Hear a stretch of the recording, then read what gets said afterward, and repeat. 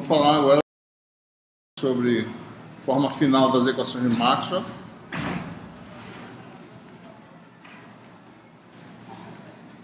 Vamos revisitar as condições de contorno, válidas agora no caso geral, né?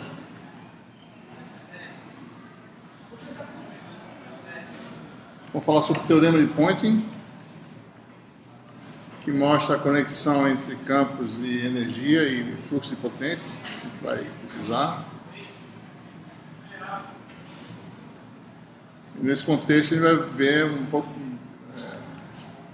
revisitar também o conceito de densidade de energia e fazer um exemplo no final da aula.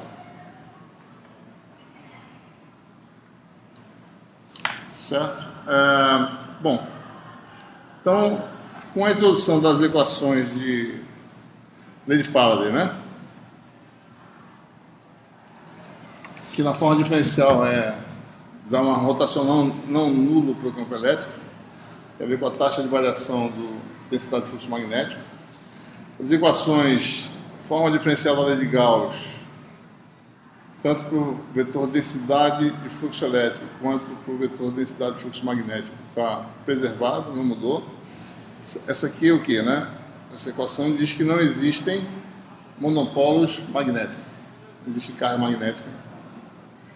E aqui você aparece com a densidade de carga elétrica, de volume. E, finalmente, a lei de Ampère modificada com a inclusão do termo que é a densidade de corrente de deslocamento, né?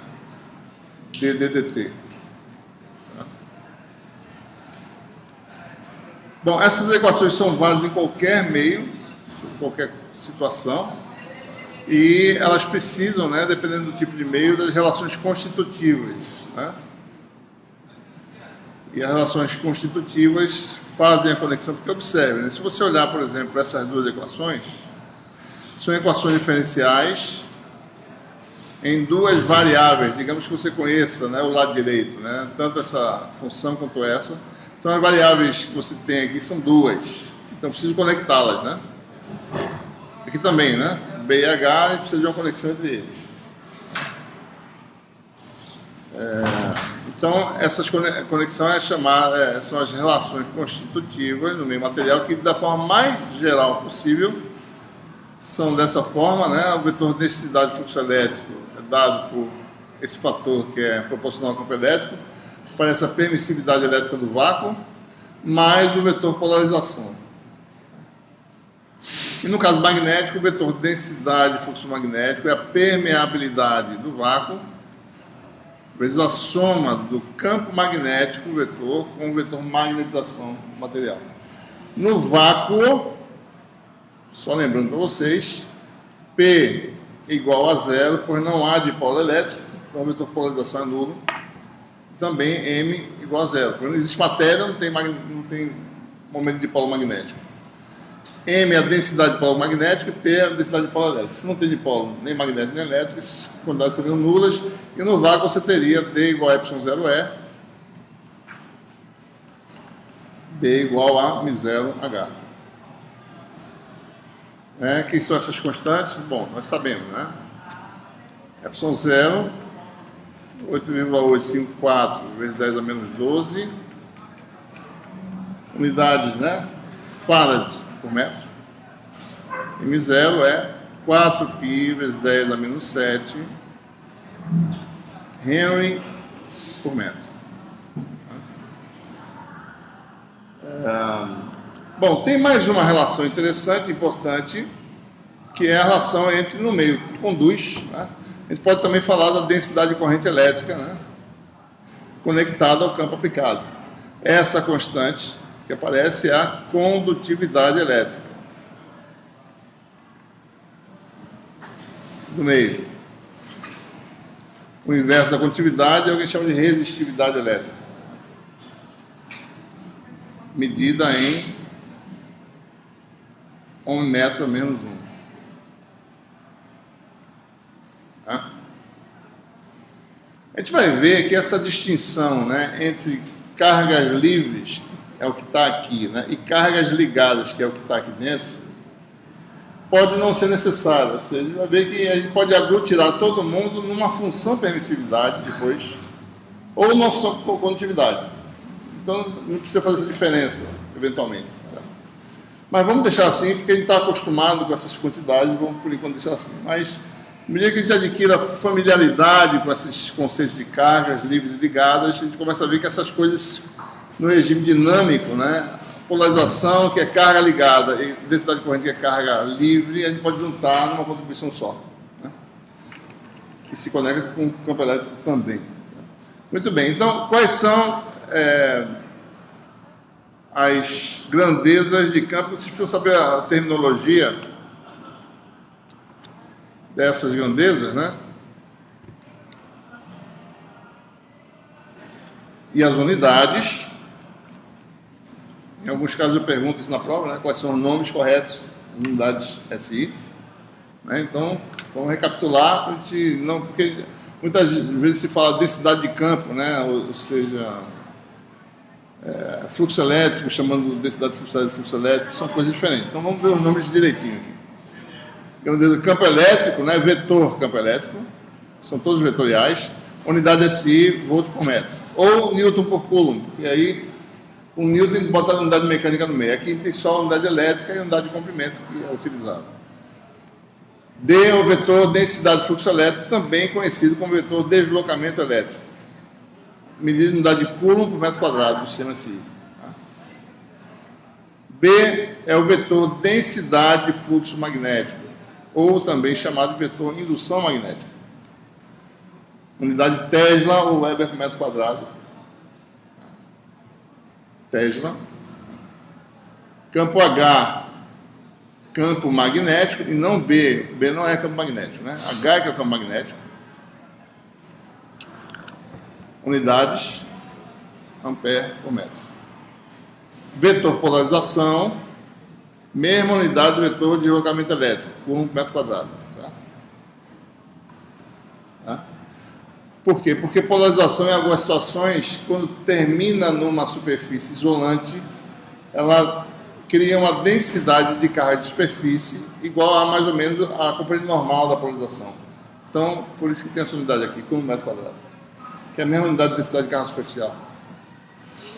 M é o vetor magnetização, mesma unidade do campo magnético, né? Ampere por metro.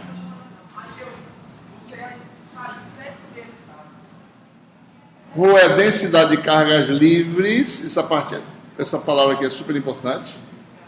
Quem sabe que existem cargas que são ligadas, que elas ficam presas aos átomos. Então, isso aqui tem a ver só com as cargas livres, né? As cargas que se movem, né, de um ponto a outro. Por exemplo, um elétron num semicondutor e uma lacuna, né, são cargas livres. Né?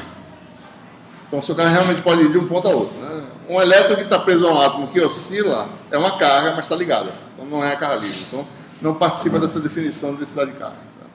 Unidade de densidade volumétrica, né? Coulomb metro cúbico. Tá? Densidade corrente livre também, né? Existem outras correntes materiais, que são correntes atômicas, que não aparecem nessa definição. Tá? Densidade de corrente é por unidade de área, né, per metro quadrado.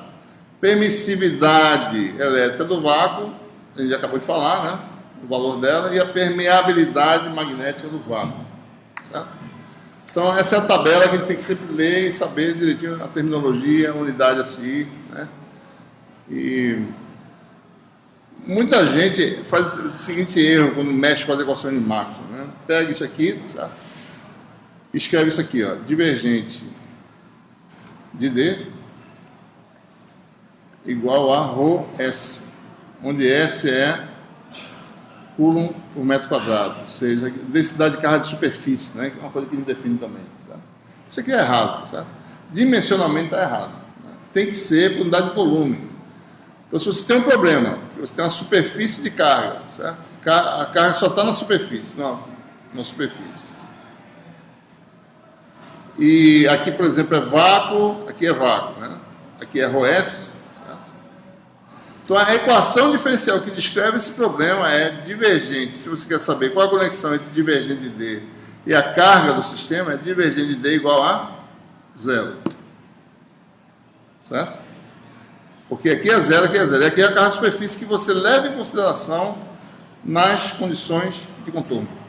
Mas não aparece nunca na equação diferencial. Então isso é um erro comum que aparece, né? Ou então você tem uma corrente numa folha, certo? Estou falando ainda no caso estático, só para exemplificar, para a gente não esquecer isso. Tem a corrente de superfície K, né? Aqui vácuo, aqui vácuo. Daí você vai ver, bom, quem é rotacional de H nesse problema? Zero. Seria J, mas não tem J nesse problema, tem K. J é medido em a pé por metro quadrado. K, por sua vez, não. K, por sua vez, é densidade de carga de superfície, densidade de corrente de superfície, pé por metro. Então aqui é zero. Ou seja, como é que a gente sabe que tem a corrente ali? Usando condições de contorno. É nas condições de contorno que aparecem essas coisas, essas idealizações, certo? Que não aparecem na nossa equação diferencial, pelo menos não agora, porque ele não usa algumas ferramentas que poderia usar para aparecer, mas com as nossas ferramentas matemáticas é assim que a gente veria isso aí. Certo? Bom, as formas integrais dessas equações, né, são obtidas usando os teoremas de Stokes, né, e de Gauss, tá? Que são quais, né? Se você usa os teoremas de Stokes, né? Integral de volume do divergente de um vetor é o fluxo desse vetor para fora do volume. Teorema de Gauss, né? E o de Stokes, que diz que a circulação, ou a integral de superfície, integral de uma superfície aberta S, né? Do rotacional de um vetor, é a circulação, vou escalar, né? Circulação desse vetor no caminho que limita a superfície.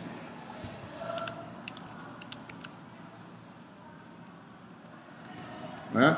Então aqui você tem o volume fechado V limitado por uma superfície sigma,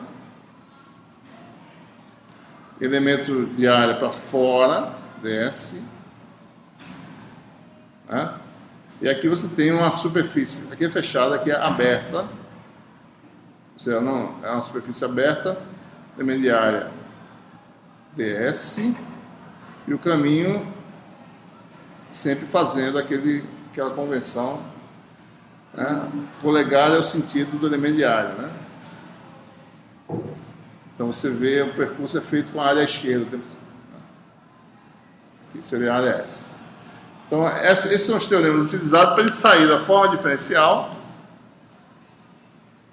né? Que você faz, né? Pega isso aqui, integra ambos os membros, ds escalar, né? Integra aqui, certo? E aqui, por exemplo, usa o teorema de Stokes. E você vai ter uma relação integral. O que a gente obtém fazendo esse procedimento? Né? A gente obtém coisa que a gente já fez várias vezes aqui no curso, né? No curso anterior, de eletromagnetismo 1. Né? Aqui estão os elementos, né? A conexão tem que ser bem conhecida, né? É assim a geometria de integração, caminho e área aberta, elemento de área no sentido correto, superfície fechada, a elemento de área para fora da região e volume limitado à superfície. Então, com isso, você tem a forma integral da lei das equações de Maxwell. Agora, só observando aqui, aqui a derivada é parcial, porque aqui eu estou num ponto de espaço fixo, não existe variação de geometria, nem integração existe. Está falando de coisas diferenciais, ponto a ponto. Né? Então não estou pegando a superfície aumentando e diminuindo, estou no ponto de espaço, então só estou olhando as variações no tempo de B. Não existe uma grandeza integral chamada fluxo, por exemplo, que eu vario a geometria, né? É só um ponto de espaço. Então aqui é derivada parcial, né? Porque é ponto a ponto, e aqui é a lei mais geral, né? Na verdade, a lei integral original, o resto é consequência da lei integral. Então aqui é a derivada total do fluxo, circulação do campo, né? Fm induzida é igual a, essa é a lei de Faraday, mesmo DDT, fluxo magnético. Fluxo elétrico igual a carga envolvida, nada mudou nessa lei. Fluxo magnético igual a carga magnética envolvida, que é zero. Né? E a circulação de H é a corrente de condução mais a corrente de deslocamento envolvida. Né? Então você tem aí, observe que a derivada é total, né? Eu posso variar a geometria artificialmente também, ter uma variação no tempo dessa área. Certo? Então aí estão as equações de Maxwell, são essas 4 equações, mais as relações constitutivas e mais as condições de contorno para ele poder resolver essas equações. Observe que são, no fundo, né, relações integrais são interessantes, mas, em geral, as incógnitas estão dentro de integrais, né? E e B aqui no caso, certo? D, né? Geralmente você conhece as fontes, né? Você conhece a densidade de carga, você conhece a densidade de corrente, você quer saber os campos. As relações integrais são interessantes, né? São leis básicas interessantes, mas as incógnitas estão dentro de integrais. E equações integrais são mais difíceis de resolver. Né? Você tem que integrar algo que você não conhece. Né?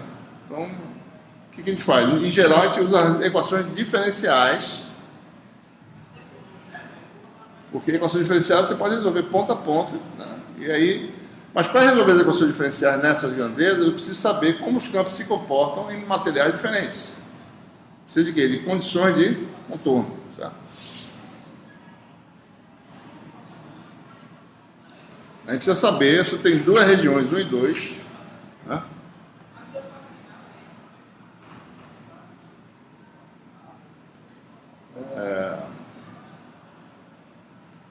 É preciso saber, dado o campo de um lado, como é que eu conecto o campo em ambos os lados de uma interface entre dois meios.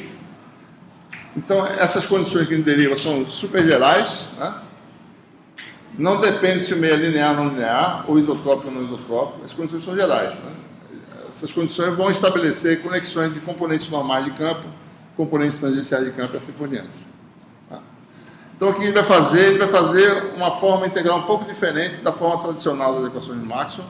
Isso aqui nós temos um cilindro, né, de integração. Esse cilindro tem uma área de base diferencial, né, ΔS, e uma altura pequena. Então, a gente quer usar a integração, usar a forma integral das equações de Maxwell, e fazer, tem campo dos dois lados, né? Aqui você tem os campos do lado 2, vou chamar de F, né? Field, do lado 2, pode ser qualquer um dos 4 campos, e o campo do lado 1.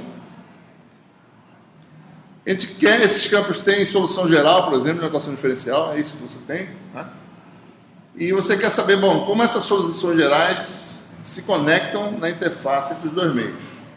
Então, eu vou pegar e usar a relação integral e fazer esse H tender a zero, de forma que eu consiga conectar os campos exatamente na interface. Então, observe que nessas condições de contorno que a gente vai derivar, a gente vai usar só um vetor que define, né, quem é 1 e quem é 2. N é um vetor unitário, certo? Que vai de 1 para 2. Se o meu meio 1 for em cima e o 2 for embaixo, então N está para baixo. Então, N é quem define quem é 1 e quem é 2. Né? Ou então, dado 1 e 2, você já sabe quem é N. N vai de 1 para 2. Tá? Nós temos aí as equações de Maxwell. Tem 2 tipos de equações. Tem 2 equações que são equações envolvendo fluxo de campo, certo? Que equações são essas? São aquelas que têm o fluxo posterior da superfície fechada, é alguma coisa do lado direito. Se fosse densidade de fluxo elétrico, isso aqui seria o quê? Densidade de carga. Né? Se fosse densidade de fluxo magnético, seria o quê aquilo lá de carga? Zero. Então tem equações integrais que são as equações de fluxo de campo. Né? Então, 2 equações dessas, uma envolve B e a outra envolve D, vão gerar 2 condições de contorno. Tem outras 2 equações envolvendo circulação de campo, que é a lei de Ampère e a lei de Faraday. Né? A lei de Ampère modificada. Então, ambas são dessa forma, né? A circulação de um campo é igual à integral de superfície de um vetor, onde S é limitado por C. Né? Okay?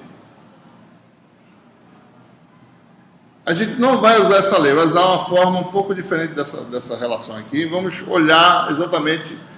Isso aqui foi algo derivado da relação diferencial usando o teorema de Stokes. A gente vai voltar um pouquinho e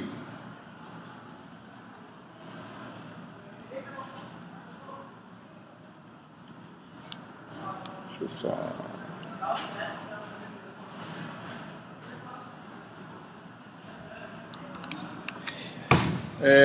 Observe que você tem as equações envolvendo campo elétrico, né?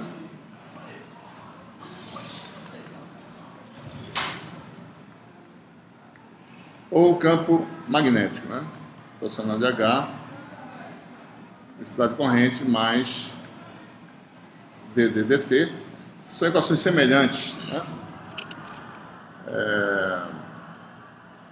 Então, elas são mais ou menos da forma rotacional de um vetor F igual a um vetor no segundo membro, não importa quem é, pode ser esse vetor ou esse aqui, certo? Que eu chamei de G. Né? Então, essas equações são desse tipo aí. Ambas as equações que deram origem à circulação, equações integrais, são equações diferenciais que têm rotacional de um vetor igual a outro vetor, né? Se eu integrar ambos os membros do volume, né, integral de volume, então observe que é um pouco diferente do que a gente faz normalmente. Eu obtenho um integral de G, né? Simples integração direta de volume. Eu não estou usando o teorema de Stokes, estou fazendo uma integração diferente de volume. E aqui existe também um teorema que me dá a integral de volume em termos de uma integral de superfície fechada, que é o análogo do teorema de Gauss. Integral desse vetor, esse aqui é um vetor, tá? O resultado dessa integração é um vetor, né? Então essa integral vai dar, o equivalente vai dar isso aqui, ds vetorial f. É o teorema associado a esse tipo de operação, né? Então isso aqui dá essa integral de dv de g, certo? Então nós temos as equações envolvendo rotacional de E ou H, que são representadas dessa forma, geram uma forma integral equivalente, que é essa forma aqui. Observem que isso é o dual, né? Essa conexão aqui, se vocês olharem, isso aqui é análogo àquela outra, que é o teorema de Gauss, que é isso aqui, ó. Se eu botar um ponto aqui, que vira um ponto, certo? O teorema de Gauss é a integral do divergente de f dv é igual ao fluxo, que esse produto aqui escalar é o fluxo para fora da região limitada por sigma de f. Existe um análogo que é a integral do rotacional de f dv, que é um vetor, é a integral de superfície do produto vetorial de ds com f. Tá bom? Então, ao invés de usar as equações escalares de circulação, a gente vai usar uma equação vetorial para derivar as condições de contorno. Então, nós chegamos a essa forma aqui, né? Ao invés de usar essa aqui, que poderia usar também para derivar a condição de contorno, isso a gente fez no curso de Eletromagnetismo 1, não vamos usar essa aqui, vamos usar essa aqui, certo? Se a lei é rotacional de F, a lei diferencial é essa, né? Igual a um vetor G, então a lei integral pode ser escrita dessa forma aqui, ok? Então são duas leis gerais que a gente vai usar para derivar as condições de contorno. Fluxo de um vetor para fora da superfície fechada é a integral de volume da função densidade que aparece no segundo membro. E a integral de superfície, que é também na mesma superfície fechada, certo? Só que a ds vetorial é uma integral muito semelhante. É muito semelhante às duas relações, né? G escalar aqui é G vetor. Certo? Então observe que as 4 equações de Maxwell são dessa forma aqui, na forma integral, se você quiser. Duas assim e duas assim. Certo? Ok? Então, o que a gente vai fazer? Nas condições de contorno, sigma é a superfície do cilindro externa, a tampa de baixo, né? Está aqui, e a tampa de cima. E V é o volume limitado por sigma. A gente vai fazer as equações integrais e fazer o limite de quando H vai para zero. Então vamos fazer para essa forma aqui, Então, o que a gente faz, né? Se eu for utilizar essa forma, então o cilindro, deixa eu fazer aqui um desenho separado. Então, aqui você tem aí mais ou menos um pedaço, esse cilindro está interceptando a interface, né? Está interceptando aqui numa área de base, a gente chama de ΔS. Aqui é o lado 2 e aqui é o lado 1. Então, se eu calcular integral do lado 2 e 1 de ds escalar F fluxo, né? Sigma, eu tenho a integral na superfície lateral de altura H, mais a integral na tampa de cima, mais a integral na tampa de baixo. Na tampa de cima, nós temos o F no meio 2. Né? E o ds nessa tampa de cima, né? Na tampa superior, o ds, né, ele é, como essa área é muito pequena, isso aqui vai ser mais ou menos ΔS N. Na tampa inferior, o ds vai ser aproximadamente ΔS vezes o vetor para baixo, né, que é menos N. Tá? Na superfície lateral, você vai ter um vetor radial aí, né, que não vem muito ao caso, não vai ser necessário explicitamente saber quem é, e você vai ter uma parte do campo do lado 2 e uma parte do campo do lado 1. Mas o resultado dessa integral vai dar o quê, né? Campo do lado 2. O resultado integral já é o produto escalar do campo com isso aqui. Vai dar campo no lado 2. Produto escalar com essa área. Mais campo do lado 1. Produto escalar com essa área aqui.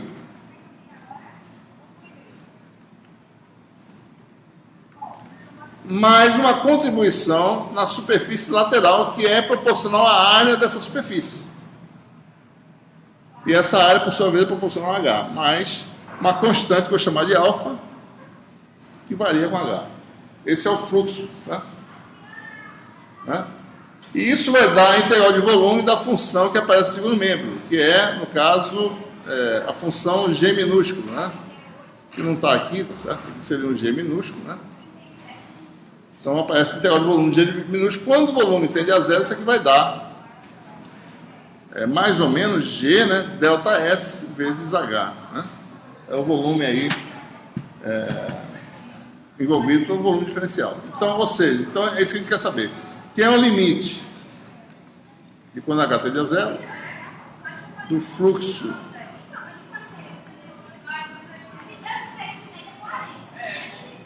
que é o limite de quando H tende a zero da integral do volume de GdV. Né? Então, o que a gente mostrou? Esse resultado dá F2 escalar N ΔS menos F1 escalar N ΔS. Aí tem mais um termo, mais limite de quando H tende a zero e alfa H. Daí você tem aí o limite da função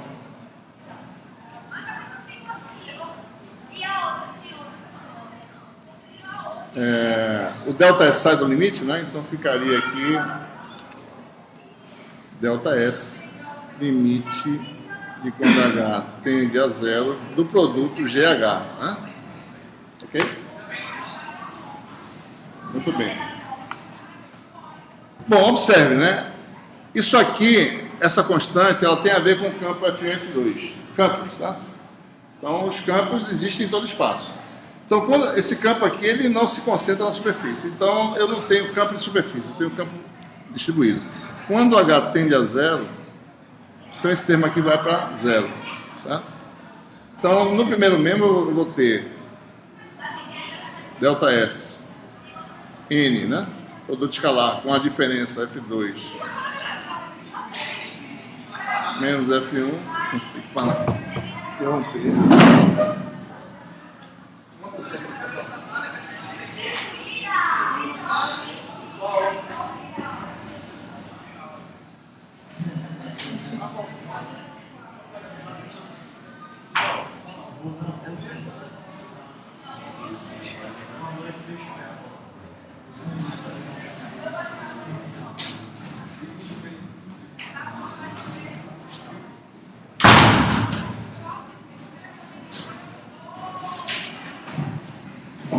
Bom, o segundo membro vai dar ΔS, e se o limite existir, observe que isso é uma grandeza de densidade, tá? Densidade de carga, né?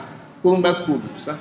Se o limite existir dessa grandeza aqui, isso vai dar uma função de densidade de superfície, que é, isso aqui é a grandeza por unidade de volume vezes o comprimento da grandeza por unidade de área. Então, se isso existir, isso aqui vai dar uma densidade superficial da função G. Tá? Então, isso aqui vai dar G de superfície. Então, a condição de contorno, se existir esse limite, daria, então, em resumo, né? N escalar. Na verdade, esse F é redondo, né? Eu fiz reto aqui. Ou seja, não adiantou absolutamente nada eu ter falado com o pessoal. GS. O problema é o seguinte, é porque ele não disciplinou a questão do corredor aqui ainda. Só parou exatamente aí.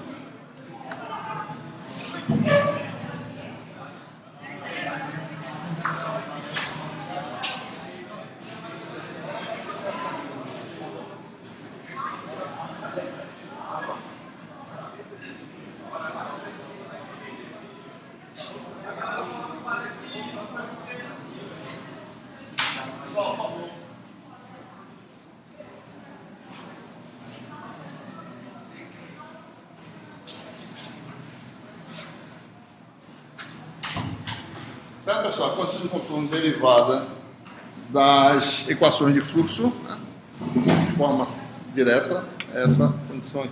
Tá?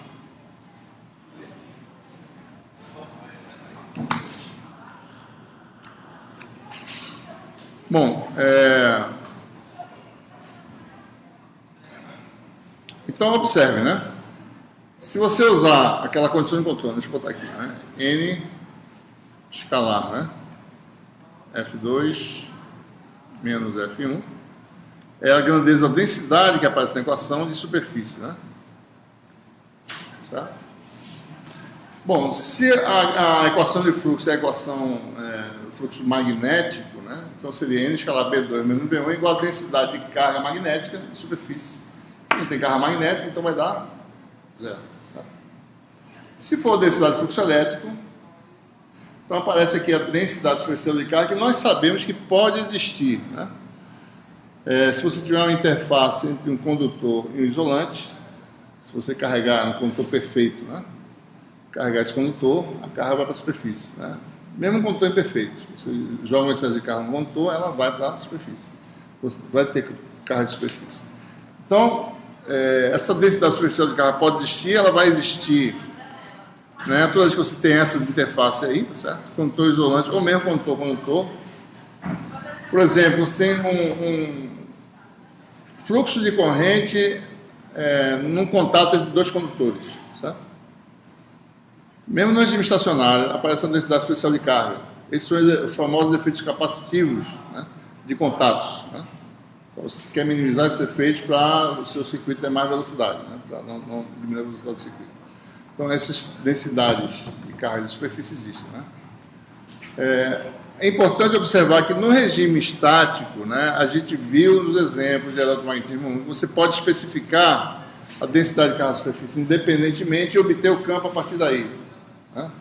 Como é que é isso? Bom, eu tenho uma esfera condutora, aplico o potencial V, sei a carga da esfera e a carga está uniformemente distribuída, então você tem uma densidade ρS igual a especificada, né? Q sobre 4πa2. E disso eu obtenho o campo. Qual é o campo de uma esfera carregada com densidade superficial dada por isso, né? Então, isso é muito... isso ocorre muito, né? Então, no regime estático, isso pode ser especificado independentemente e você obtém os campos. No regime dinâmico, vocês vão ver isso com o passado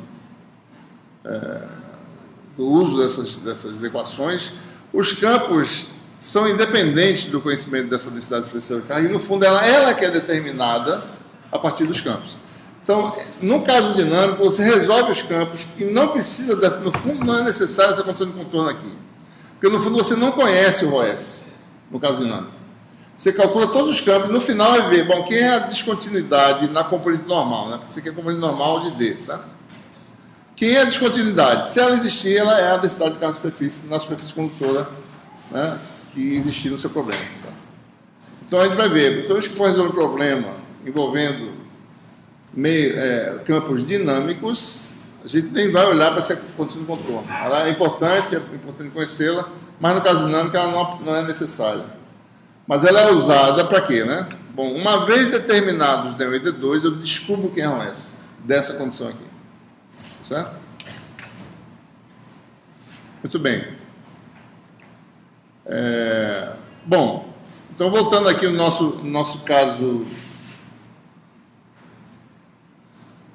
no nosso caso das grandezas que envolve circulação de campo, a gente modificou a forma integral, que é a dual do teorema de Gauss, né? Então, esse aqui você tem a integral na superfície fechada do produto vetorial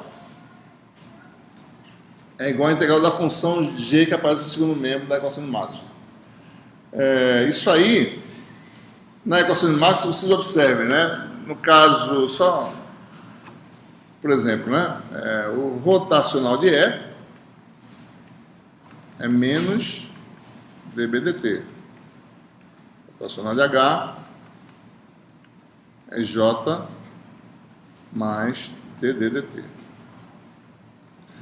Então, observem que você tem um termo que não é derivada de tempo e outro termo que é derivada no tempo. Aqui não existe um termo que não tenha derivada, né, nesse termo aqui, certo? Aqui só tem derivada no tempo. Ou seja, essa função g pode ser escrita dessa forma, né? Um termo que não tem derivada parcial no tempo e outro termo que tenha. Se for a equação para o campo elétrico, né? O lado direito é menos dBdt, né? Então, num caso, por exemplo, na lei de Faraday, você teria R igual a zero e T igual a menos B. Né? No caso da lei de Ampère, R seria lei de Ampère, né? Modificada. Você teria R igual a densidade de corrente e T seria a densidade de vetor densidade de fluxo elétrico. Né? Então, eu posso... essa é a forma geral, o meu vetor G, nos dois casos, pode ser decomposto assim. Né? Então, essa equação, na realidade, pode ser escrita dessa forma que pega os dois casos, certo? As duas relações para o rotacional geram essas formas integrais aqui. E vamos agora, de novo, né, aplicar essa equação para o cilindro diferencial.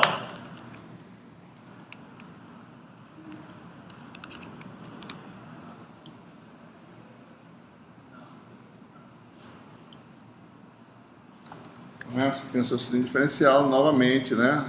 Tem uma superfície, uma interface, e aí você tem o cilindro diferencial aí.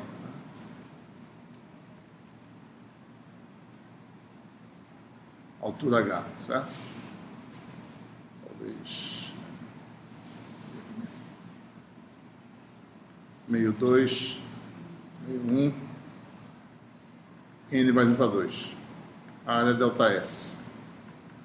Então, ao lado esquerdo da equação aqui é a integral de ds vetorial F. O raciocínio é muito parecido com o anterior, só que agora as coisas são vetoriais, né? No limite de quando H tende a zero, dessa integral, primeiro membro, isso aqui vai dar o quê, né? Vai dar esse vetor, produto vetorial com F do lado 2, já no limite, porque esse resultado não depende de H, né? Então isso aqui vai dar delta S, né? N vetorial F do lado 2. Do lado de cá vai dar menos delta S, N vetorial F do lado 1. E uma contribuição lateral, que é proporcional a H e que é um vetor. Né? Então, é bem semelhante. Vou botar, inclusive, os mesmos símbolos. Mais um vetor, chamado de alfa, proporcional, e o termo é proporcional a H. Mas, na realidade, isso aqui seria mais limite de quando H tende a zero do vetor que dá a natureza vetorial do resultado lateral vezes algo que é vezes o comprimento H, né? E no segundo membro, a integral de volume vai ser o quê, né? Limite de quando H tende a zero, a gente está usando aqui RdV e dT/dV. É muito simples, né?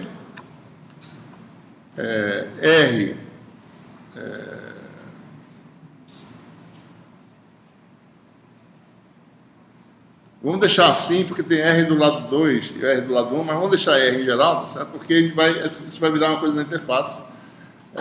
Então isso aqui vai dar RH em um ΔS que eu tiro daqui, tem um termo, tá certo? Então, limite disso aqui, mais um ΔS, limite de quando H tende a zero, de quem, né?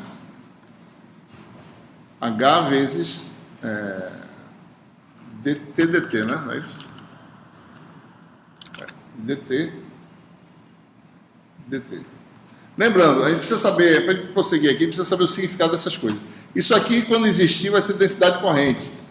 Isso aqui, quando existir, vai ser campo, certo? Vetor densidade de fluxo elétrico, é campo. Campo permeia todo o espaço. O senhor só não entendeu que mudou a variável R e T. O senhor chamou. Mudei onde? Ao contrário, né? Não, mas sim. Volta para esse só para a lei. O senhor chamou R de J, eu só não entendi por quê. E T de T. Não, porque, veja, se você usar a lei de Faraday, F vai ser o campo elétrico. Certo? Certo. R vai ser zero e T vai ser menos B. E no outro caso, o R vai ser o J, o F vai ser o H e o T vai ser o vetor de densidade de fluxo elétrico. Só isso. Certo? Tá bom? Então é importante observar, a gente precisa entender, a gente está falando em geral, mas precisa sempre saber com o que cada uma dessas coisas é. Isso aqui, quando existir, vai ser J, certo? Isso aqui, quando existir, vai ser ou B ou D, um dos dois, que são campos. Ora, no limite de quando H tende a zero, isso aqui é corrente de volume, né? Corrente que ocupa um volume. Se isso existir, vai ser uma corrente de superfície. Densidade de corrente de superfície. Então, isso aqui, se existir limite, vai dar ΔS, um vetor R de superfície. A gente vai relacionar lá com quem quer que seja. Né? O R pode ser zero, então dá zero. Se o R existir, vai dar um R de superfície. Certo? E isso aqui, o limite dá zero. Por quê? Isso aqui é campo, o B ou D. Você não tem campo de superfície, tem campo de espaço, no espaço. Você não consegue confinar campo. Se o campo está oscilando aqui, ele vai existir em todo espaço. Eu posso botar um campo só na superfície, isso não existe. Porque campo é imaterial, né? E essas coisas aqui são materiais, isso é corrente, que é carga elétrica, certo? Então essas coisas podem estar localizadas. Então aqui eu posso ter uma grandeza de superfície, mas aqui não. Então esse limite dá zero. Certo? Então o resultado é... Esse limite aqui também vai para zero, né? Então fica o quê?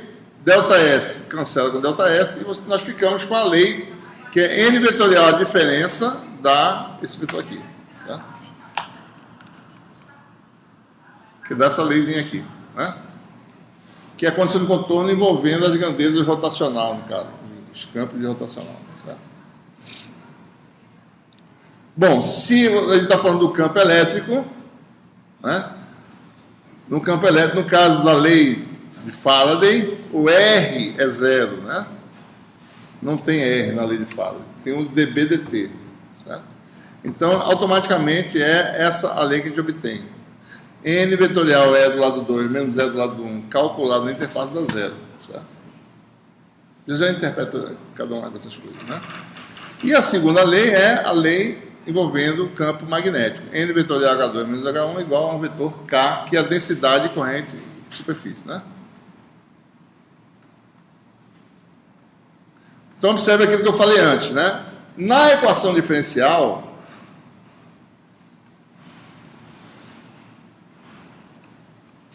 se você de fato tem uma superfície de corrente, você tem uma equação diferencial, digamos que está no caso estático, né? Só para a gente simplificar, que é rotacional de H igual a zero. Mas na condição de contorno aparece o K. Certo? Embora ele não apareça na equação diferencial, mas quando você resolve a equação diferencial, você vai ter que conectar os H dos dois lados, é aí que o K vai aparecer. É nesse momento. Ele não vai aparecer aqui, vai aparecer quando você resolve as soluções gerais e amarra nessas condições de contorno aqui. Tá? Ok? Só observando, né? Essa densidade superficial de corrente é uma idealização válida para um condutor perfeito, que é o quê? Um condutor de condutividade infinita, né? Então, só nessa situação ideal, essa densidade de corrente existe numa superfície. Ela não se espalha no material. Mas, no caso real, os campos se distribuem em volumes, né? Condutores, e não há densidade de corrente de superfície. Ou no caso dinâmico, né? O campo penetra dentro do condutor, certo? Ele vai penetrando, a extensão depende da frequência. A frequência aumenta, a gente vai ver isso aí, né? Que a penetração começa a diminuir, mas a corrente se distribui numa pequena região do condutor. Então, rigorosamente, a corrente de superfície não existiria num condutor perfeito, imperfeito, né? Certo? Então, no caso real, condução de contorno, né? Excetuando esse caso idealizado, que a gente está acostumado, né? Vamos idealizar que o condutor é perfeito, né? Então, você tem essa condição de contorno aí, certo? Bom, o que quer dizer essas condições de contorno, né? Falou e não interpretou. Vamos revisitar isso.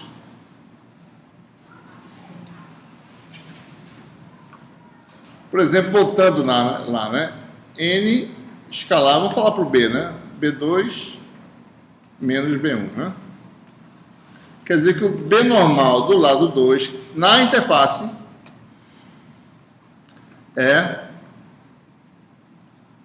desculpa, esqueci de terminar a equação. Aqui, quase certo. Isso quer dizer que B do lado 2, normal, né? Componente normal de B, é igual a componente normal de B do lado 1. É só na interface. Então, se você fizer uma função que me dê o campo B normal, essa função tem que ser como? Aqui é a interface, certo? Digamos que essa aqui é a coordenada normal. Eu estou me movendo, né? Aqui está a interface. Digamos que eu estou... Isso aqui é um comprimento ao longo, uma coordenada que vai ortogonal à interface. Então, eu estou calculando B do lado 1 e B do lado 2. Aqui é o lado 1, aqui é o lado 2. Né? Então, B é uma função, né? B normal é uma função que varia, certo? Chega aqui e faz alguma coisa, né? E aqui começa agora o B do lado 2. O B do lado 2, normal, tem que ser o mesmo. Varia de outra forma, né? Mas aqui essa função é contínua. A derivada não precisa ser contínua da função, mas a função em si é contínua, certo? Pode ser um bico aqui, por exemplo. Pode fazer isso, né? Fazer isso. Derivada dá uma coisa aqui, dá outra coisa aqui, certo? Mas elas se emendam continuamente. No caso do D, né, existindo densidade de carga superficial, então a condição que nós tivemos foi N escalar D2 menos D1 igual a ρS. Né? Então, o que nós temos aí? Certo? D do lado 2 normal menos D do lado 1 normal é uma descontinuidade de ρS. Ou caso não exista densidade de carga superfície, há continuidade. Então, o que a gente faria? Teria uma função, né? Dependendo do sinal da carga da interface, você pode dar um pulo, né, para cima ou para baixo. Se ρS for positivo, por exemplo, né, então você vem aqui do lado 1 e vai para o lado 2, então você vem para cá e de repente você tem que pular, né, de ρS, digamos, para cá, para ir para o lado 2. Né? Esse pulo aqui da componente normal de D, que é esse que a gente está fazendo aqui, D normal versus a coordenada normal, é a quantidade ρS, que tem a mesma unidade, né? Com 1 metro quadrado, certo? Se o ρS for negativo, o pulo é para baixo, né? Um salto para baixo. Você cai de ρS, certo? Mesma coisa para o campo E e para o campo H. O campo elétrico, isso aqui é N vetorial, o vetor diferença, igual a 0. Isso quer dizer que esse vetor é paralelo a esse. Certo? O vetor diferença é rigorosamente paralelo ao vetor normal. O que quer dizer isso? Pega a interface, que está normal, lado 1 e lado 2. Então, pega o campo do lado 1 e bota ele aqui. Vamos traçar o campo do lado 1, certo? Esse aqui vai dar um campo, digamos, que faz isso. O campo do lado 1, eu só estou desenhando ele, não quer dizer que ele está existindo no lado 2, não. Eu só estou desenhando ele, a ação do campo, e traçando ele aqui no mesmo espaço, tá certo? Esse aqui é 2, é 1, certo? Digamos que o campo 2, vou traçar o campo 2 aqui, o que ele tem que fazer? O vetor de diferença é 1 menos E2, ou E2 menos E1, vou botar o... Tem que ser tal que a diferença de um vetor paralelo. Então, eu tenho que terminar o vetor E2 numa linha, né? Ele é um vetor bem definido, mas eu sei só que ele termina numa linha, né? Que é paralela a essa linha aqui, normal. Por quê? Porque o vetor de diferença é o vetor que vai de cima para baixo, aqui no caso.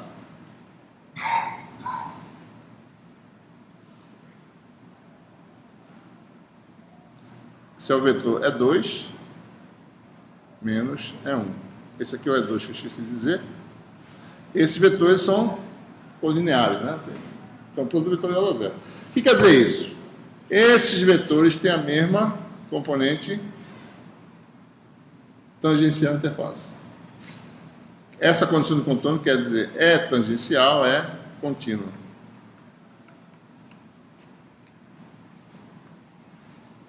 Certo? Mesma coisa para o campo magnético. O campo magnético, se não existir corrente de superfície, vai ter uma componente tangencial contínua. Se existir, então vai haver uma conexão entre as direções que vocês podem ver, né, e analisar, certo? Ok? Então a gente precisa dessas condições de contorno. Para calcular a reflexão de luz, a gente precisa usar condições de contorno, né? Para saber se você joga um feixe de micro-ondas e atravessa uma parede, eu preciso saber condições de contorno, para saber quanto vai voltar, quanto vai passar para lá de lá, né? Então tudo isso é problema de resolução usando condições de contorno, né? Então a importância disso aí, certo? Bom,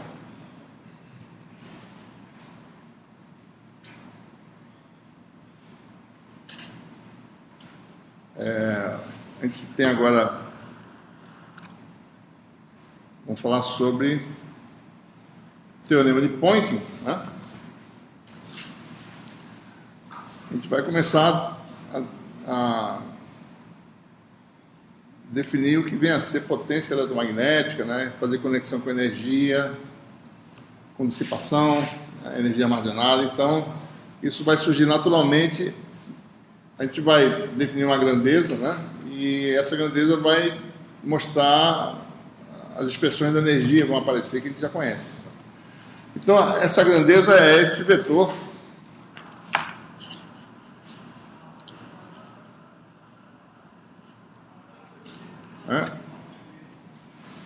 S, por definição, né? Esse produto vetorial é vetorial H, que é chamado o vetor de Poynting.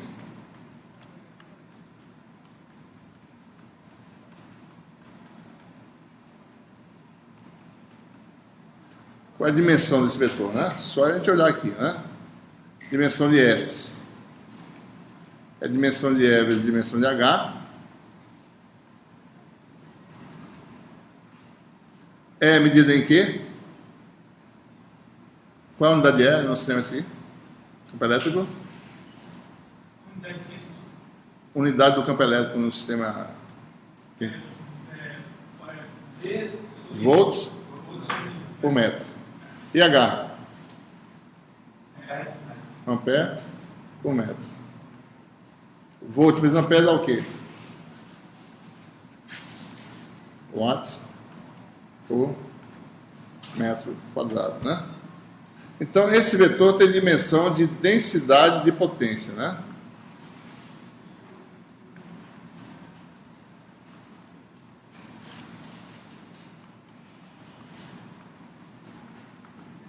Certo? Então, vamos analisar. Bom, a gente, densidade de potência por unidade de área, então, esse é um vetor de densidade de fluxo, né? Fluxo é aquilo que, se você calcular a integral de superfície daquela quantidade, Você calcula, por exemplo, se eu tiver uma área, imagino, né? Então, intuitivamente, né? Se isso aqui é por unidade de área, é que nem densidade de corrente, né? Se você calcula a integral da densidade na área atravessada, você tem a corrente que passa, certo? Se você pega a densidade de fluxo elétrico e através de uma superfície, você tem o fluxo que atravessa aquela superfície. Fluxo magnético também, densidade de fluxo magnético através de uma superfície integrado dá fluxo magnético. Então aqui vai dar fluxo dessa grandeza que vai dar watts, vai dar potência no princípio. Então o que eu preciso? Eu vou querer calcular, certo? Vou querer calcular essa quantidade, né? Eu vou querer calcular fluxo, né, dessa grandeza aí, certo? Eu vou usar elemento de área a partir... Não sei se está usando desde o começo, né? Não sei se está usando isso antes. Eu acho que eu tenho que mudar nesse meu livro aqui. O elemento de área, né, vai ser modificado em geral. A gente vai usar sigma para elemento de área, seja aberta ou fechada, para não confundir com a própria letra S do vetor de densidade de fluxo, né? Densidade do vetor de point, certo? Isso aqui, pelo teorema de Gauss, seria integral do divergente de S, né? Então, para mim chegar aqui, eu preciso disso, certo? Então, vamos fazer isso, né? Então, como S é vetorial H, eu preciso de divergente de S, né?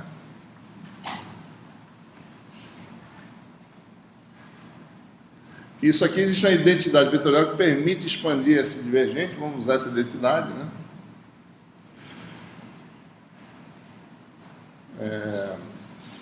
Então você tem aí o divergente de S. No fundo eu quero calcular, para facilitar, eu vou calcular menos o divergente, certo? A gente vai ver já por quê.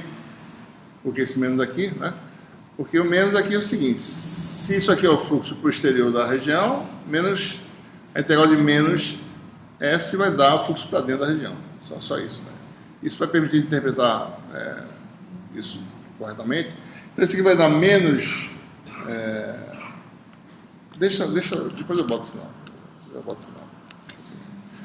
Bom, isso aqui vai dar, expandindo, divergente do produto vetorial, vai dar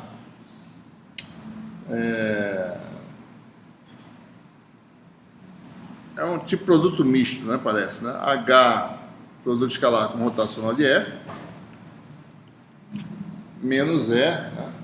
Escalar rotacional de H. Vou botar assim, né? Certo? E daí nós temos nossas equações de Maxwell, né? Quem sabe quem é rotacional de E, sabe quem é rotacional de H. Pela lei de Faraday, de forma diferencial, isso aqui vai dar menos dB dt. Isso aqui vai dar menos H escalar dB dt. E o rotacional de H quem é? J, né?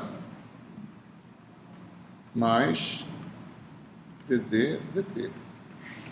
Então esse aqui vai ficar menos E escalar J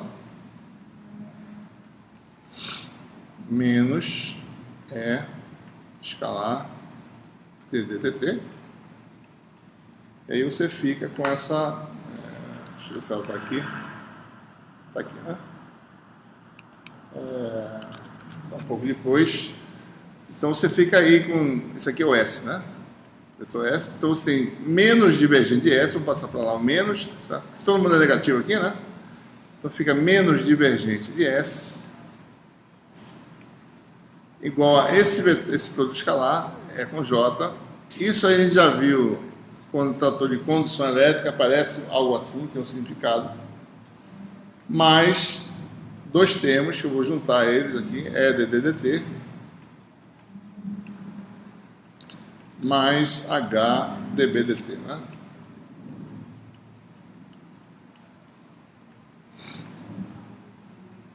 Certo?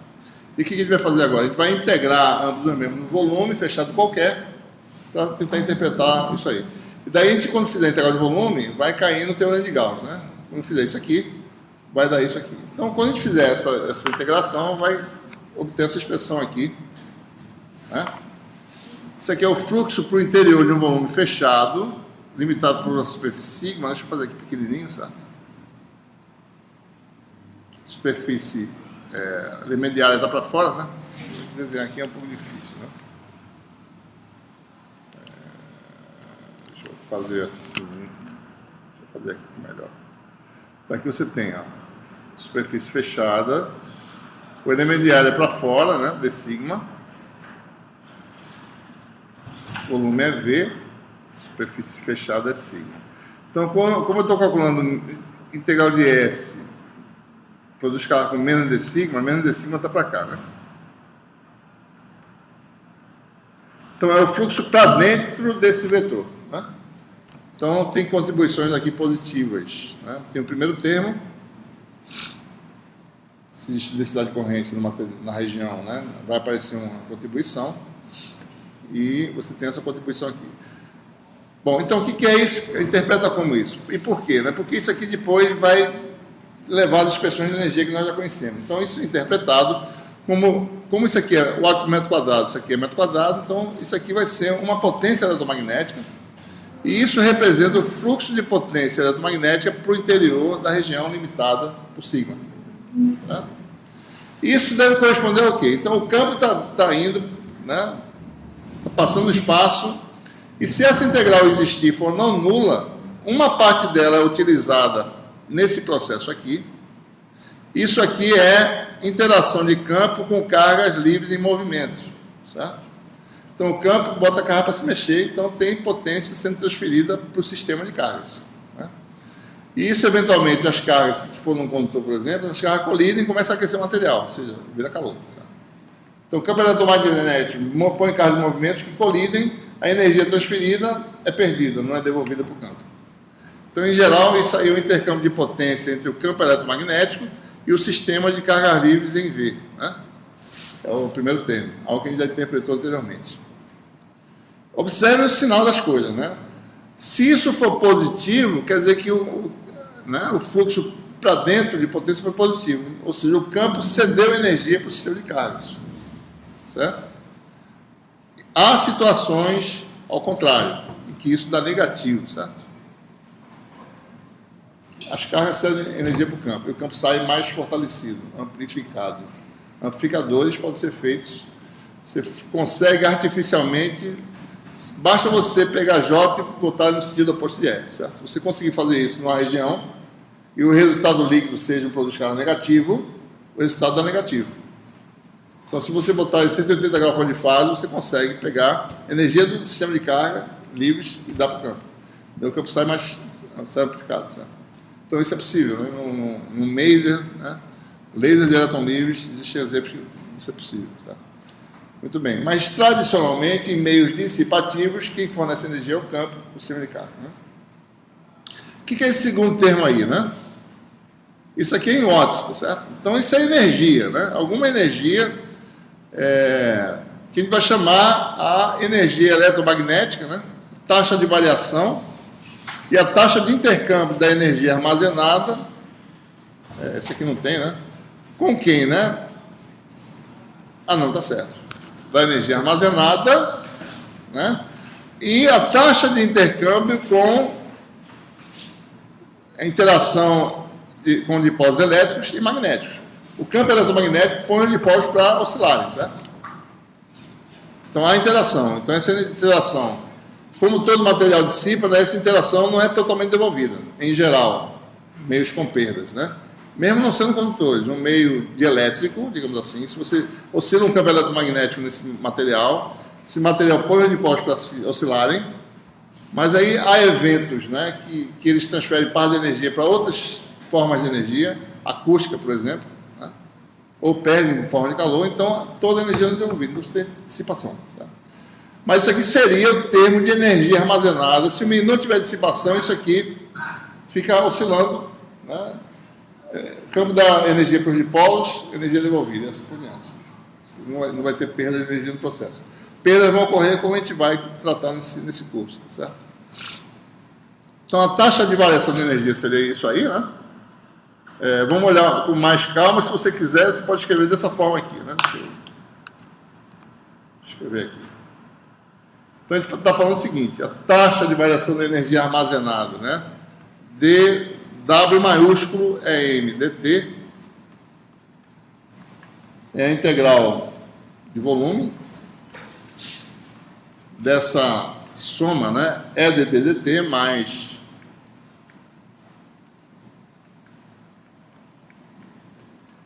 H dB dt, né? Essa seria a parte elétrica, digamos assim, né? Da energia, essa parte magnética, mas as coisas são amarradas, não é muito certo falar que você tem uma parte e outra, né? Em geral. Você pode fazer isso em baixa frequência, né? Mas depois fica meio confuso isso aí. Bom, isso aqui, observe, né? Isso aqui é energia, né? Isso aqui é taxa de variação no tempo da energia. Isso aqui é taxa de variação no tempo da densidade de energia, porque é integral de volume, né? Então, a gente vai chamar o dW minúsculo, né? É MDT. Isso aqui é densidade de energia e a taxa de variação dela no volume, em cada ponto. É simplesmente se integrando aqui.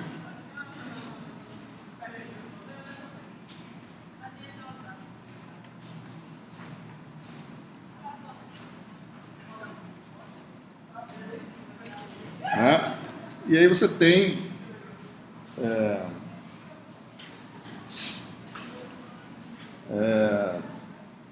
se você quiser, certo?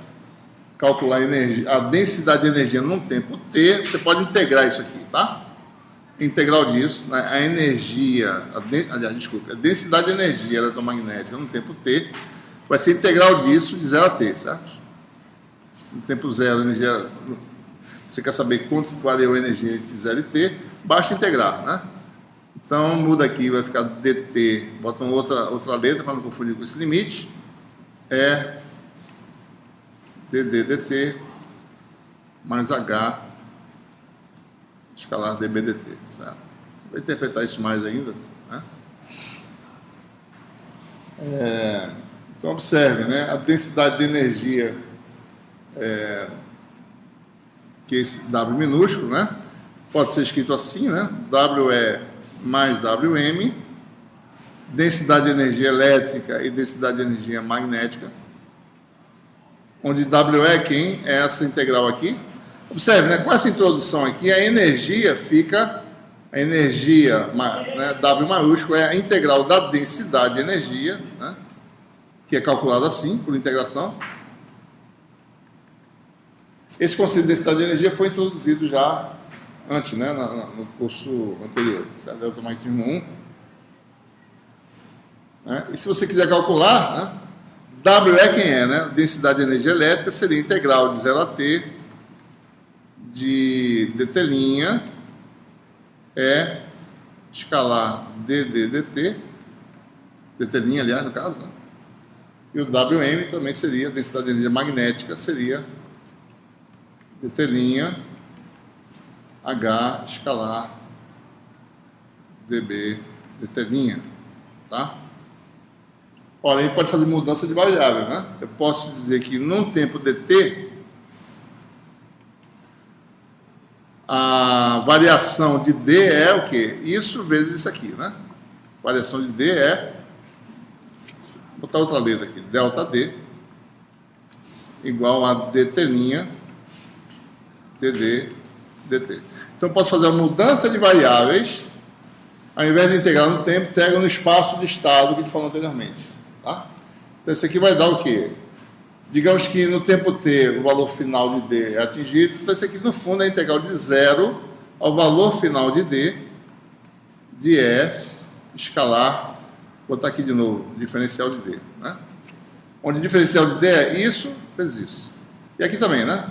Essa integral de 0 ao valor final de b, né? Porque a variável de integração é b, de h escalar delta dB, né?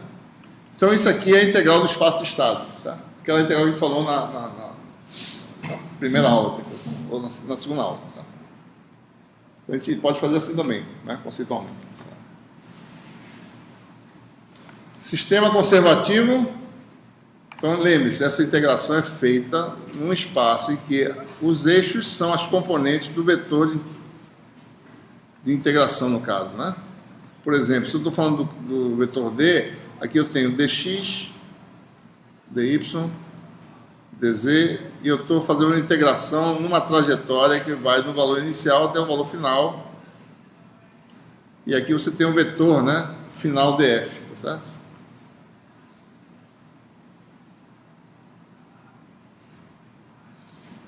Esse aqui é o valor final. E esse é o integral de linha, né? Então, a integral de linha, esse aqui é o vetor d diferencial de d, né? O campo elétrico tem um valor, faz o produto escalar com esse vetor d e calcula essa integral dessa trajetória. Se esse resultado independer da trajetória, é um sistema conservativo, certo? A gente vai ver já já o que isso quer dizer. Tá? Então, isso aqui, se a integral fechada no espaço de estado for nula, sistema conservativo, tá? Não há dissipação. A gente vai ver que existir um valor não nulo para isso quer dizer dissipação, certo? Mesma coisa aqui, né? Conservativo, no caso do campo B, é H escalar dB igual a zero, certo? Tá bom? Então vamos analisar esse termo de energia com mais detalhe agora para alguns casos, certo?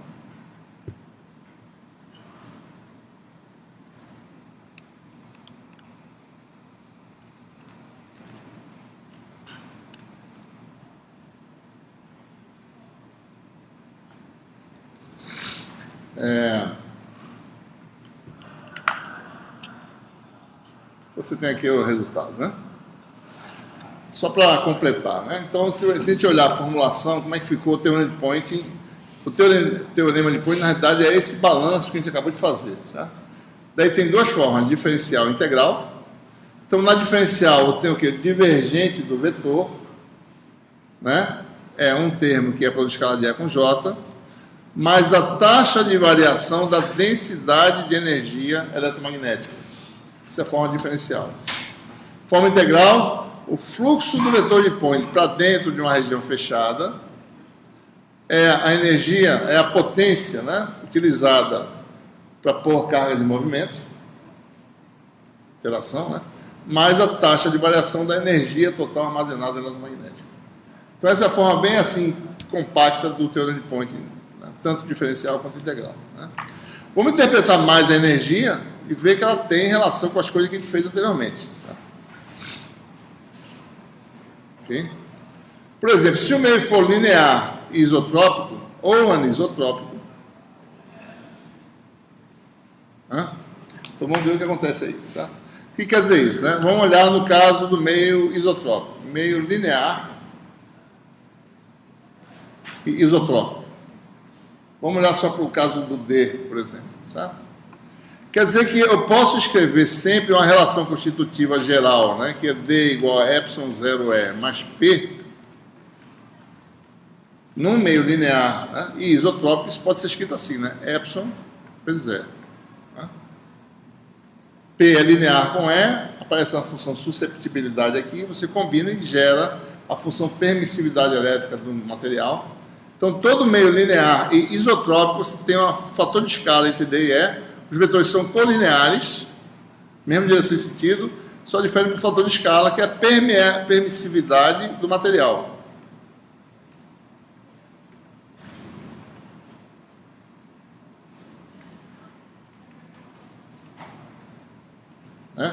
E outra coisa, se ele é isotrópico, isso aqui é um escalar, é um epsilon, tá? Escalar, parâmetro escalar. Então, como é que é a integral de 0 até valor final de D, né?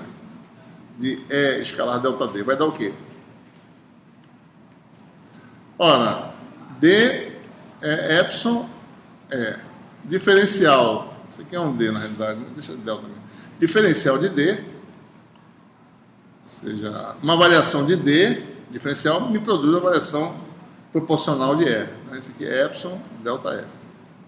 Então, faça a mudança de variáveis, no parametrismo em função de E, certo? Então, df vira EF. Então, isso aqui vai dar integral de 0 até o valor final de E, epsilon E escalar delta E.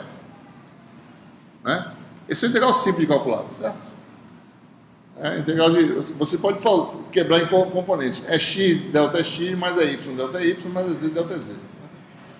Cada uma é integral de x é x, do tipo x é x. Vai dar o quê? Quadrado sobre 2. Vai dar a soma dos quadrados de x com y mais z sobre 2, que dá e ao quadrado. Ou seja, isso aqui vai dar epsilon é escalar e sobre 2. É o que? Final, né? O valor final de e. Tá? Essa é a integração. E epsilon é quem? É d. Então isso aqui vai dar 1/2 de d final escalar e final. Eu vou tirar o subscrito agora, não precisa mais. Quer dizer o seguinte, no meio linear isotrópico, a densidade de energia é 1/2 de d escalar escalar E. Certo? Essa é a relação que a gente obtém, que nós já conhecíamos. Para ver que tem sentido. Se eu fizer por causa magnético, vai dar a mesma coisa. 1/2 de B escalar H.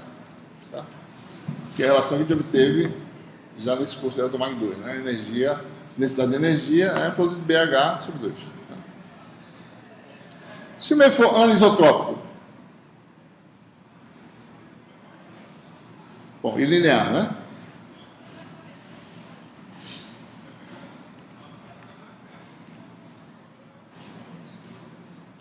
Então, se você tem agora um meio linear e anisotrópico, a relação é linear, mas o fator que aparece é uma matriz.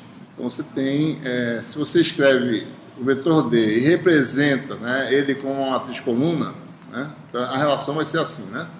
dx, dy, dz. E faz uma representação em matriz coluna, para poder fazer essa relação entre eles, é x, y, z. Então, a relação no meio linear e anisotrópico é do tipo D igual a tensor permissividade elétrica vezes 0, certo?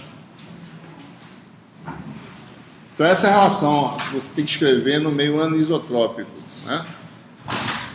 No meio isotrópico, isso aqui seria escalar, então você volta à relação original, certo? A relação é linear, né? Porque se eu modificar multiplicar por 2, o D também é multiplicar por 2. Mas, agora a relação é essa, né? Então, nosso problema é um integral do tipo integral de E dd, né? Observe o seguinte, se eu fizer produto escalar, esse aqui é um produto escalar, né? D, produto escalar com E, só para a gente... Né? Como é que eu faria aqui? Eu pegaria a matriz coluna, né? Eu fazia uma operação para botar ela horizontal e multiplicaria pelo E, certo? Então seria essa matriz vezes essa da produto escalar, né? Então, isso aqui dá D transposta com E, né? Por sua vez, se eu quiser calcular E com D, produto escalar, isso aqui vai dar E matriz coluna transposta vezes D. Né? Essas coisas são iguais, certo? Então, essas quantidades têm que ser iguais, ou seja, D transposta é igual a E transposta D. Né? Então, se eu usar a relação D igual a epsilon E, né? Então isso aqui vai dar D transposta epsilon matriz 3 por 3 transposta desse produto vezes E igual a E transposta epsilon matriz E. Certo? Então, essa igualdade tem que ser verificada. O transposta do produto é o produto das transpostas trocadas. Né? Isso aqui vai dar E transposta, epsilon transposta, igual a mesma coisa. E transposta, matriz epsilon. Ou seja, isso tem que ser igual a isso. Né? A matriz epsilon de um sistema linear isotrópico é igual a sua transposta. Faltou falar uma palavra. Num sistema linear, isotrópico e sem perdas.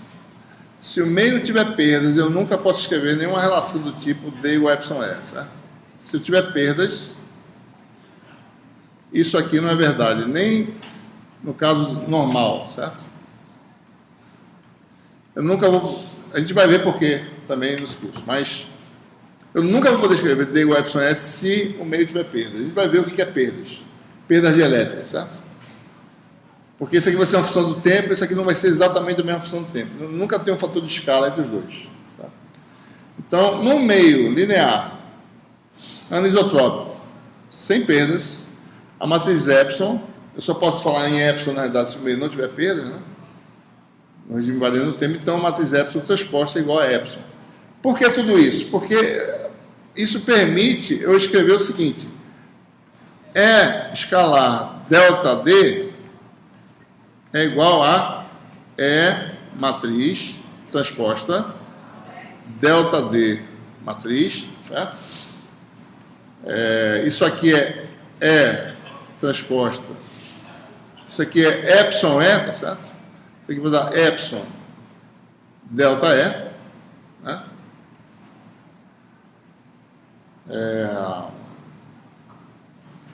O que mais aqui? Bom, e por sua vez, né? D escalar delta E é D transposta delta E matriz normal. D transposta é epsilon, epsilon E, né? Transposta delta E, né?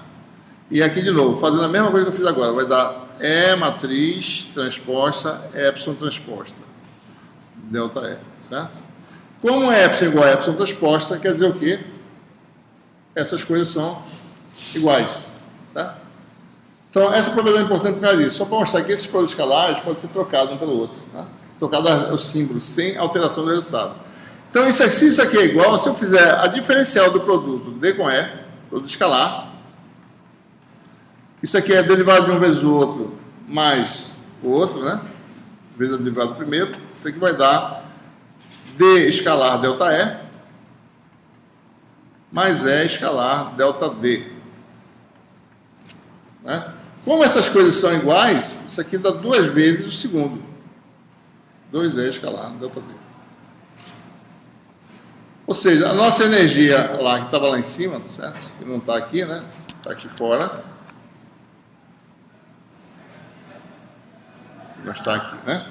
Energia que é integral de 0 até o valor final de D, de E delta D, é o quê? 1/2, isso aqui é 1/2 disso, 1/2 da diferencial do produto escalar. E aí você tem 1/2 da integral do produto escalar, né? Até o valor final, df, f, diferencial de D escalar E. Integral da diferencial dá a própria função, né? Então vai dar 1/2 D final escalar E final. Então, ou seja, para o meio anisotrópico, a densidade de energia elétrica é 1/2 de D escalar E. Precisa botar esse final mais, né? D produto escalar com E. Então, essa expressão vale no meio tanto isotrópico quanto anisotrópico. Linear, certo? Sem perdas. Essa relação é bem geral. Mesma coisa para WM, né? Só botar B e H aqui, tá certo? Que obteria o mesmo resultado. Né? Bom, esses são os casos 1 e 2 que se enquadram no mesmo resultado, né? WE e WM vão ser essas formas aqui, bem conhecidas, né? Meio isotrópico ou anisotrópico, linear e sem perdas. Esqueci de botar aqui, tá? Sem perdas. A questão do sem perda é simplesmente o fato que no regime variante no tempo eu nunca posso falar que D é um múltiplo de E, nem B é um múltiplo de H. Vai se tornar evidente aí no próximo capítulo, eu acho, certo? Capítulo 7, por quê, né? Certo? Bom, e no caso geral, né? Bom, se eu não sei a natureza do meio, se ele é linear, não linear, o que quer que seja, então eu tenho que usar a relação mais geral possível de D e E, para poder entender o que vai dar aqui, certo? Né? A relação mais geral é qual? Para calcular a densidade de energia, né? Expressado D em função de E, aparece uma parte que tem a ver com a matéria, né? Com a polarização, e B em função de H. Então, se a gente escrever isso, a gente vai ter aqui integrais, né? Vamos fazer um deles aqui, só para ver, né? A integral de E escalar delta D, por exemplo, né? Vou fazer assim.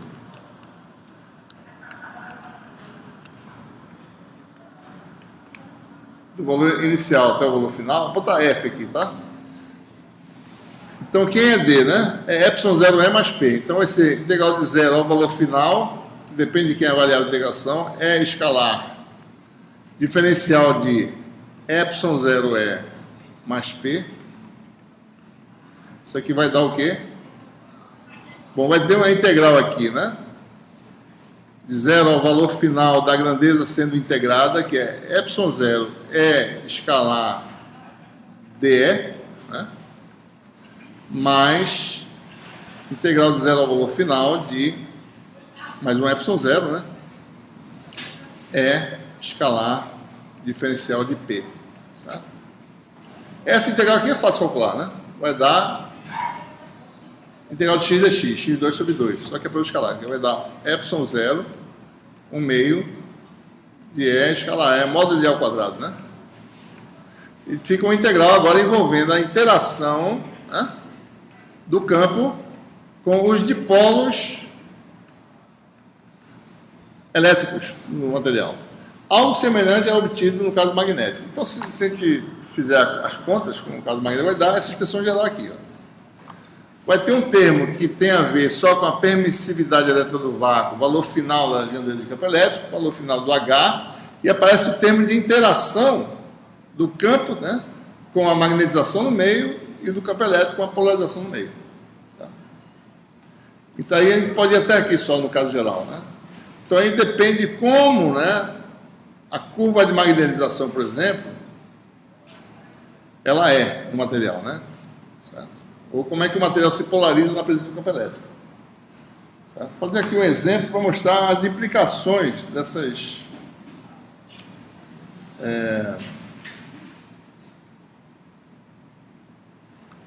dessa questão aí. Vamos analisar, por exemplo, certo? O caso por que a gente fala que materiais que têm esterese têm perda, né? Vamos analisar por quê, certo? A gente agora sabe como calcular a energia, variação de energia, né? No material magnetizado, por exemplo. Vamos olhar, então, o material estritamente magnético. Olha no caso DC, tá certo? Aqui está a expressão que a gente precisa analisar, né? Tem esse termo aqui e tem esse termo aqui magnético, né? Então, suponha que você tem um material que tem esse comportamento aqui, né? Você tem que não está mostrando as linhas, tá certo? Esse aqui é um gráfico, né, de M versus H, ou seja, você tem um cilindro, por exemplo, um cilindro magnético, né? Você enrola esse cilindro com um fio, passa uma corrente, você tem um cilindro, né, magnético, não linear, né, material ferromagnético. Você vai e enrola isso aqui, faz um enrolamento, né?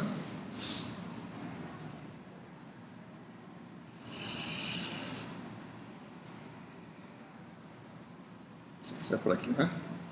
Passa uma corrente e cria dentro do material um campo magnético. No campo magnético, se você olhar para a lei de Ampère, né, o campo rotacional de H é igual a J, né? J livre. O campo magnético é, na verdade, uma tradução da corrente que está vindo aqui, passando no circuito. Então, isso, eu faço o campo variar aplicando a corrente. E o material se magnetiza, certo? Eu produzo a magnetização M. Os dipolos tendem a se alinhar na direção do campo, digamos assim. Mas os materiais mais interessantes, na verdade, são esses materiais que eximem esterese, né? Então, se você for ver isso aqui, Isso aqui seria mais ou menos a curva, porque infelizmente isso aqui não está mostrando, né? A função M de H, digamos que você começa a magnetizar o material, na verdade você começa daqui, vai, né, magnetiza, chega nesse ponto, quando você volta, ele não vem para cá, né? Os domínios se alinham, a interação entre dipolo magnético é tão forte que o material retém magnetização mesmo com o campo nulo. Observe que quando eu tirar o campo aqui, eu tenho magnetização não nula com o campo nulo aqui. Eu reverto o campo até zerar a magnetização, eu tenho magnetização nula a campo não nulo. Certo? Então, esse é um material altamente não linear. Né? E você não sabe o estado do material, na realidade. Né? Se eu falar, bom, quem é, para um dado campo, quem é a magnetização? Né? Se eu comecei a magnetizar daqui assim, certo? Depois vem por aqui, volta para cá, né? Então, se eu perguntar, bom, dado um campo, quem é a magnetização? Eu passo uma linha aqui. Quem é a magnetização? Pode ser isso, isso ou isso. Tem 3 possibilidades. Tá? Então, esse material é interessante. Você precisa saber o estado anterior para saber o estado atual. Tá? Certo? Então, vou tirar essa... Mas o que eu quero saber é o seguinte. Suponha que eu varie minha corrente elétrica de um estado inicial a um estado final e volte ao valor original. Então, a pergunta é se esse processo consome energia ou não. Se a energia é devolvida para o meu circuito, certo? Se não devolver, é porque alguma coisa ficou retida pelo material e isso vai ser dissipado de alguma forma. Então, essa aqui é a questão. Então, eu venho do estado inicial, certo? Suponha que eu já tenho o campo inicial, a corrente inicial. Reduzo a corrente elétrica, venho por aqui, certo? Chego aqui. Daí vou voltar ao estado anterior, mas eu vou ter que vir por aqui, porque isso é a curva do material. Certo? Então, qual é a variação de energia nesse processo? Né? Essa é aquela integral fechada que a gente falou. Certo? Então, a energia dada para essa expressão, né, magnética, tem esse termo aqui.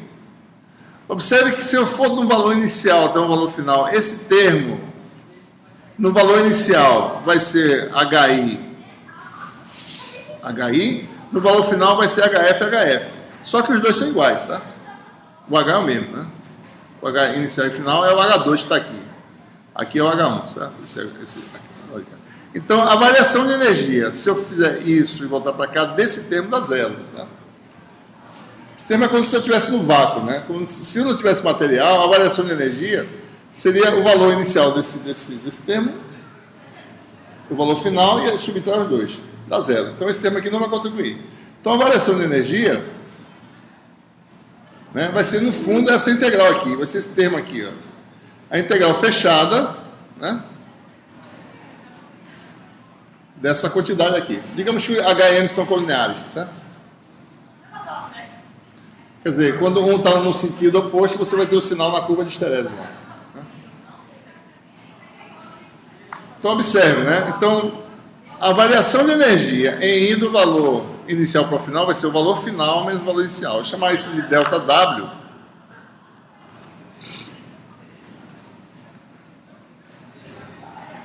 Isso vai ser igual a integral fechada, né? Indo do valor inicial até o valor final.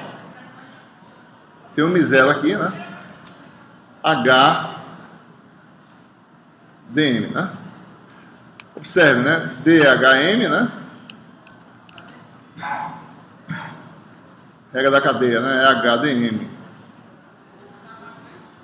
mais MDH, né? Então eu posso fazer mudança de variáveis aqui. Então essa integral fechada vai ser a integral fechada disso aqui menos essa, né? Por que eu estou fazendo isso? Porque, em geral, eu aplico o campo e vejo a resposta. Então, a variável independente, na verdade, é o H. Certo? Qual é a variação desse termo entre o valor inicial e o valor final? Ora, se eu estou no valor inicial, ele vale H2 vezes o valor de M nesse ponto aqui, certo? Se eu dou uma volta e volto para cá, vai dar H2 vezes o mesmo valor. A variação é quanto? Vai dar zero. Então, a integral disso aqui dá zero, certo? Então, isso aqui vai ser M0, integral fechada do produto diferencial de HM, menos esse termo aqui. M0, integral fechada do valor inicial ao valor final de m dh, né? Isso aqui dá zero, né? Porque o valor final é igual ao valor inicial, todos os dois, isso aqui dá zero. Ou seja, a gente obtém esse resultado. Essa integral de h de m é menos a integral de m dh, né? Que é esse resultado aqui, tá certo? Né? Ou seja, a variação de energia ΔWm é a integral fechada de I até F menos, tem um M0 na frente, vou botar aqui, tem um M0 que eu esqueci, para ver, né? Dá menos M0 M dH, certo? Agora, a minha variável independente H em M é a resposta, certo? Está aqui a resposta. Sinal errado aqui.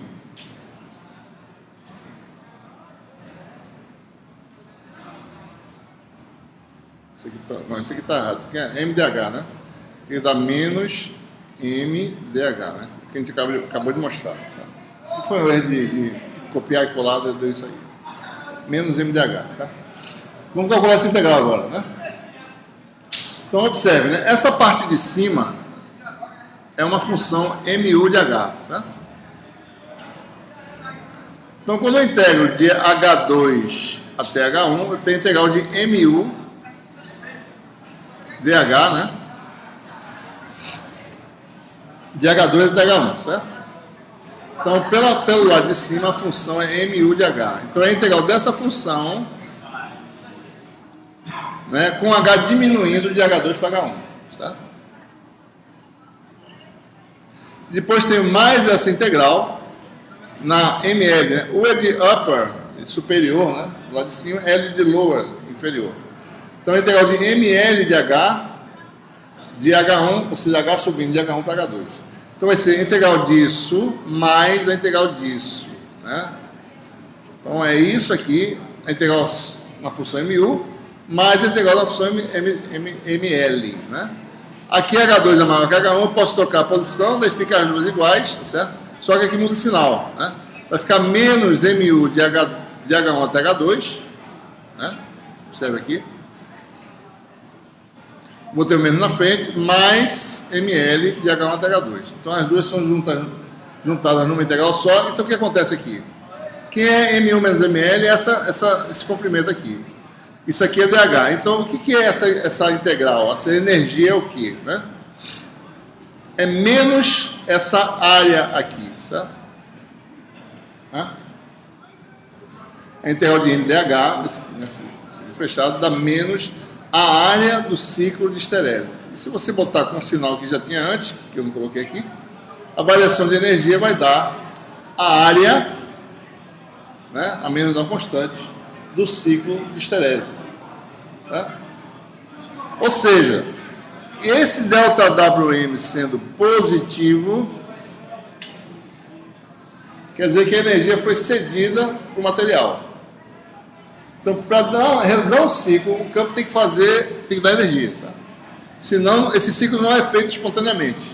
Ele só ocorre se o campo fornecer energia. Então, o campo fornece energia para o sistema, tá?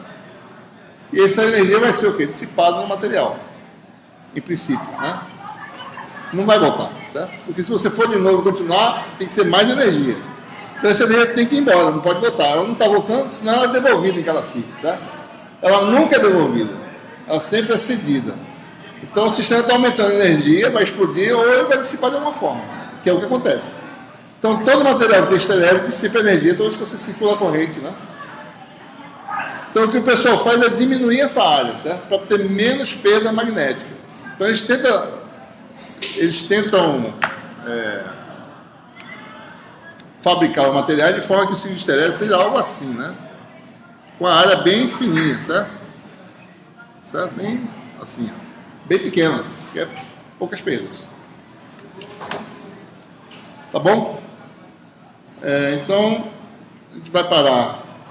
Tem mais alguma coisa? Acho que não, né? Para por aqui, certo? Uma dúvida?